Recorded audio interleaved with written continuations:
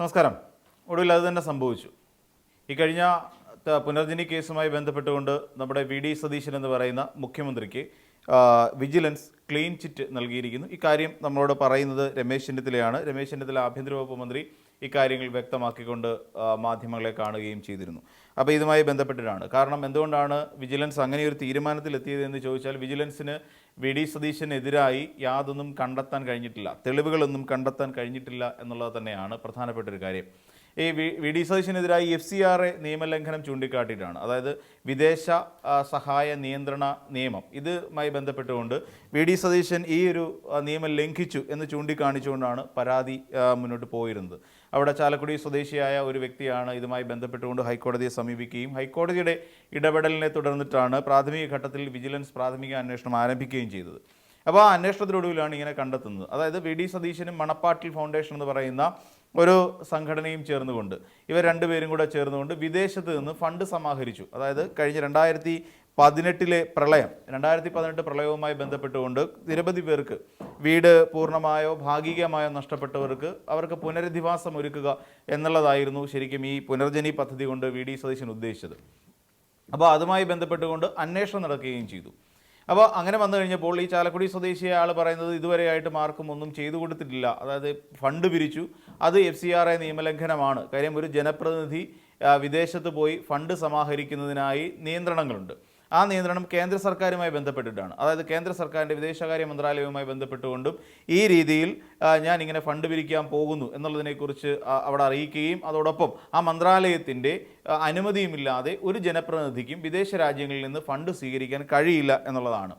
ഏകദേശം പുറത്തേക്ക് പോയി 500 പൗണ്ട് എന്നുള്ള കണക്കിലാണ് എല്ലാവരുടെയും കയ്യിൽ നിന്ന്. അവിടെ UK പോകുന്നു. UK അവിടെ സ്ഥിരതാമസക്കാരിയായ തിരുവനന്തപുരം സ്വദേശി ആണ് വി.ഡി. സതീശനെ അവിടെ എത്തിക്കുകയും അവിടെ പോയിരുന്നുകൊണ്ട് അദ്ദേഹം നിയമസഭയിൽ പറഞ്ഞിരുന്നത്, ഞാൻ അങ്ങനെ ഫണ്ട് പിരിക്കാൻ വേണ്ടിയിട്ട് പോയിട്ടില്ല, ഫണ്ട് നൽകണമെന്ന് ഞാൻ ആരോടും ആവശ്യപ്പെട്ടിരുന്നില്ല എന്നൊക്കെയുള്ള കാര്യങ്ങൾ വി.ഡി. സതീശൻ അവിടെ നിയമസഭയിൽ പറഞ്ഞിരുന്നു. നമ്മളതിൻ്റെ വീഡിയോകൾ കണ്ടതാണ്. അതിനുശേഷമാണ് അതൊരു പച്ചക്കള്ളമായിരുന്നുവെന്നും വി.ഡി. സതീശൻ അവിടെ പോയി പണം നൽകണം എന്ന് അഭ്യർത്ഥിക്കുകയും ചെയ്യുന്നതിൻ്റെ വീഡിയോകൾ പുറത്തേക്ക് വരുന്ന സാഹചര്യമുണ്ടായി. അപ്പോൾ അവിടെ പോയി 500 പൗണ്ട് വീതം കളക്ട് ചെയ്യുന്നു. 500 പൗണ്ട് വീതം അവിടുത്തെ അവർക്ക് തയ്യൽ ജീവനക്കാരുണ്ട്, അവർക്ക് തയ്യൽ മെഷീൻ വാങ്ങുക എന്ന് വെച്ചാൽ ഒരു പൂർണ്ണാർത്ഥത്തിൽ അവരെ പുനരുജ്ജീവിപ്പിച്ച് മുന്നോട്ട് കൊണ്ടുപോവുക, അവർക്ക് തൊഴിൽ നഷ്ടപ്പെട്ടവർക്ക് തൊഴിൽ കൊടുക്കുക, വീടുകൾ വെച്ച് നൽകുക തുടങ്ങിയവയായിരുന്നു അതിലൂടെ ഉദ്ദേശിച്ചിരുന്നത്. അങ്ങനെ ഏകദേശം 22,500 പൗണ്ട് അവിടെ നിന്ന് കളക്ട് ചെയ്തു. അതായത് ഇന്ത്യൻ മണി നമ്മൾ ഇന്ത്യൻ റുപ്പിയിലേക്ക് മാറ്റുകയാണെങ്കിൽ ഏകദേശം 19.95 ലക്ഷം രൂപ, ഏകദേശം 20 ലക്ഷം രൂപയ്ക്ക് അടുത്ത് വി.ഡി. സതീശൻ അവിടെ നിന്ന് കളക്ട് ചെയ്തു എന്നുള്ളതാണ് ഈ രീതിയിലൊരു പരാതിക്ക് പ്രധാന കാരണമായി വരുന്നത്. എന്നാൽ ഈ ഒരു പരാതി ഉയർന്നു വന്ന സാഹചര്യത്തിൽ തന്നെ വിജിലൻസ് എൻക്വയറി പ്രഖ്യാപിക്കുന്ന ആ സാഹചര്യത്തിൽ തന്നെ ശരിക്കും ഇതിൻ്റെ പിന്നിൽ CBI അന്വേഷണം നടത്തണം എന്നുള്ളത് ആയിരുന്നു ആവശ്യം. അപ്പോൾ ഇങ്ങനെ വന്ന സമയത്താണ് വി.ഡി. സതീശൻ ഇതുമായി ബന്ധപ്പെട്ടുകൊണ്ട് വിജിലൻസ് അന്വേഷണം ഇങ്ങനെ മുന്നോട്ട് പോകുന്നു. അപ്പോൾ പറഞ്ഞത് രാഷ്ട്രീയ പ്രേരിതമാണ്. കാരണം ഇത് വി.ഡി. സതീശൻ എന്ന് പറയുന്ന ഒരു രാഷ്ട്രീയ നേതാവിനെ, പ്രതിപക്ഷ നേതാവിനെ തകർക്കാൻ വേണ്ടിയിട്ട് അദ്ദേഹത്തെ ഇതുവരെ ഉണ്ടാക്കി വെച്ചിരിക്കുന്ന പ്രതിച്ഛായ നശിപ്പിക്കുന്നതിന് വേണ്ടിയിട്ട് രാഷ്ട്രീയ പ്രേരിതമായി ഉണ്ടാക്കിയ ഒരു കേസാണ് ഇത് എന്നുള്ളതാണ്. അദ്ദേഹം ഈ പദ്ധതി നടപ്പിലാകുന്ന സ്വന്തം മണ്ഡലത്തിലാണ്. അപ്പം ഇതുമായി ബന്ധപ്പെട്ട് നോക്കിക്കഴിഞ്ഞാൽ FCRA നിയമലംഘനം ഈ വി.ഡി. സതീശൻ നടത്തിയിട്ടില്ല എന്ന് കണ്ടെത്തി. കാരണം എന്താണെന്ന് ചോദിച്ചാൽ, ഈ പറയുന്ന UK നടത്തിയ പിരിവിൽ നിന്നും 1 രൂപ പോലും, അതായത് 1 രൂപ പോലും വി.ഡി. സതീശൻ തുടങ്ങിയിരിക്കുന്ന ഏതെങ്കിലും ഒരു ബാങ്ക് അക്കൗണ്ടിലേക്ക് വന്നിട്ടില്ല എന്നുള്ളത് അദ്ദേഹത്തിൻ്റെ ബാങ്ക് രേഖകൾ പരിശോധിച്ചപ്പോൾ വിജിലൻസിന് മനസ്സിലായി. അതുകൊണ്ട് തന്നെ ഈ FCRA നിയമപ്രകാരം നിയമലംഘനം എന്ന് പറയുന്ന ഒരു കുറ്റം വി.ഡി. സതീശനെതിരായി നിലനിൽക്കില്ല. ഇതിൽ നമ്മൾ മനസ്സിലാക്കേണ്ട ഒരു കാര്യം, ഇതിൽ ഫണ്ട് പിരിച്ചിരിക്കുന്ന മണപ്പാട്ട് ഫൗണ്ടേഷൻ എന്ന് പറയുന്ന ഒരു സംഘടനയാണ്. ഈ മണപ്പാട്ട് ഫൗണ്ടേഷനിലേക്കാണ് ഈ പണം എത്തിയിരിക്കുന്നത് എന്നുള്ളതും കണ്ടെത്തി എന്നുള്ളതാണ്. അപ്പോൾ അതുകൊണ്ട് ഈ പറയുന്ന പോലെ അദ്ദേഹം ഒരു തെറ്റും ചെയ്തിട്ടില്ല എന്നും ഒരു പ്രാഥമിക അന്വേഷണത്തിൽ വി.ഡി. സതീശന് എതിരായി യാതൊരു തെളിവുകൾ കിട്ടാത്തതുകൊണ്ടും അദ്ദേഹം ഈ പറയുന്ന കുറ്റത്തിനുള്ളിൽ വരില്ല എന്നുള്ളതാണ്. കാരണം അക്കൗണ്ടിൽ പൈസയില്ല, ആ അക്കൗണ്ട് ത്രൂ ഇടപാടുകൾ നടത്തിയിട്ടില്ല, സ്വാഭാവികമായും തെളിവുകളില്ല സതീശനെ കൊടുക്കാൻ എന്നുള്ളതാണ് വിജിലൻസ് കണ്ടെത്തിയിരിക്കുന്നത്. പിന്നീട് ഇതെല്ലാം വിജിലൻസിൻ്റെ റിപ്പോർട്ടുകൾ മാത്രമാണ്. പിന്നീട് നമ്മൾ നോക്കിക്കഴിഞ്ഞാൽ അദ്ദേഹം ഏകദേശം 230ഓളം വീടുകൾ ഈ ഫൗണ്ടേഷൻ്റെ നേതൃത്വത്തിൽ, അതായത് വി.ഡി. സതീശൻ്റെ പേരിലല്ല, പറവൂർ മണ്ഡലത്തിൽ മണപ്പാട്ടിൽ ഫൗണ്ടേഷൻ എന്ന് പറയുന്ന സംഘടന, ആ ഒരു സന്നദ്ധ സംഘടനയായിട്ട് എങ്ങനെ വേണമെങ്കിലും കൂട്ടാം, അവർ ഏകദേശം 230 വീടുകൾ അവിടെ നിർമ്മിച്ച് നൽകിയിട്ടുണ്ട് എന്നുള്ളതാണ് കണ്ടെത്തിയിരിക്കുന്നത്. പിന്നെ അതോടൊപ്പം നമ്മൾ നോക്കിക്കഴിഞ്ഞാൽ പിന്നീട് ഇതുമായി ബന്ധപ്പെട്ടുകൊണ്ട് ആ വീടിൻ്റെ നിർമ്മാണ പ്രവർത്തനങ്ങളും എല്ലാം ഈ നവീകരണം ഉൾപ്പെടെ ഏകദേശം 280 അതിൽ കൂടുതൽ ഏകദേശം 37 വീടുകൾ നിർമ്മിച്ച് നൽകി. അങ്ങനെ വരുമ്പോൾ ഏകദേശം 314ഓളം കുടുംബങ്ങൾക്ക് ഈ പറയുന്ന പുനർജനി പദ്ധതിയിൽ നിന്നുള്ള ഗുണം ലഭിച്ചിട്ടുണ്ട് എന്നുള്ളതാണ്. അപ്പം നമ്മൾ ചോദിച്ചാൽ 280 വീടുകൾ നിർമ്മിച്ചു നൽകി. അതോടൊപ്പം തന്നെ 37 പിന്നെ അതോടൊപ്പം ഈ തുക ഉപയോഗിച്ച് 37 വീടുകളല്ലാതെ അങ്ങനെ മൊത്തം കണക്കാക്കി നോക്കുമ്പോൾ ഏകദേശം 314 വീടുകളാണ് ഈ പറയുന്ന സർക്കാർ അല്ലെങ്കിൽ ഈ പറയുന്ന നമ്മുടെ അല്ലെങ്കിൽ 314 കുടുംബങ്ങൾക്ക് ഈ പദ്ധതിയുമായി ബന്ധപ്പെട്ട് ഗുണം ലഭിച്ചിട്ടുണ്ട് എന്നുള്ളത് തന്നെയാണ് അതിൽ നിന്ന് പുനർജനി പദ്ധതിയുമായി ബന്ധപ്പെട്ടവർക്ക് മനസ്സിലാക്കാൻ കഴിയുന്ന ഒരു പ്രധാനപ്പെട്ട കാര്യം.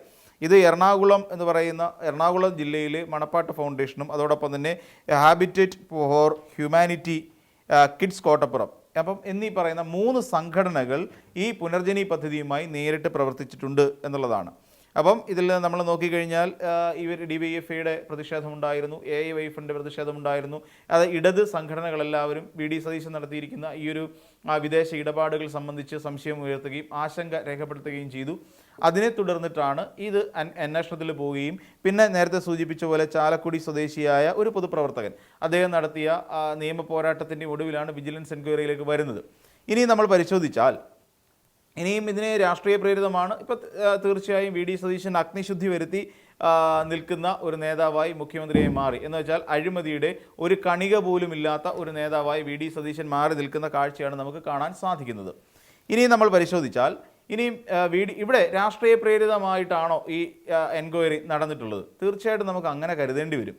കാരണം ഇത് കഴിഞ്ഞ സർക്കാരിൻ്റെ അവസാന ഘട്ടത്തിലാണ് ഇതുമായി ബന്ധപ്പെട്ടുകൊണ്ട് എൻക്വയറിക്ക് ഓർഡർ വരുന്നത്. അപ്പോൾ അങ്ങനെ നോക്കുമ്പോൾ ഈ അന്വേഷണത്തിൻ്റെ പൂർണ്ണ ഉത്തരവാദിത്തം ഈ നിലവിലുള്ള സർക്കാരിലേക്ക് വരികയും നിലവിലുള്ള ആഭ്യന്തര വകുപ്പ് മന്ത്രിക്ക് മുഖ്യമന്ത്രിയെ രക്ഷിച്ചെടുക്കേണ്ടതായ ഒരു ഉള്ളതുകൊണ്ട് തന്നെ ഈ വിജിലൻസ് റിപ്പോർട്ട് പുറത്താരും കണ്ടിട്ടില്ല എന്ന് പറയുന്നതാണ് ഉചിതം.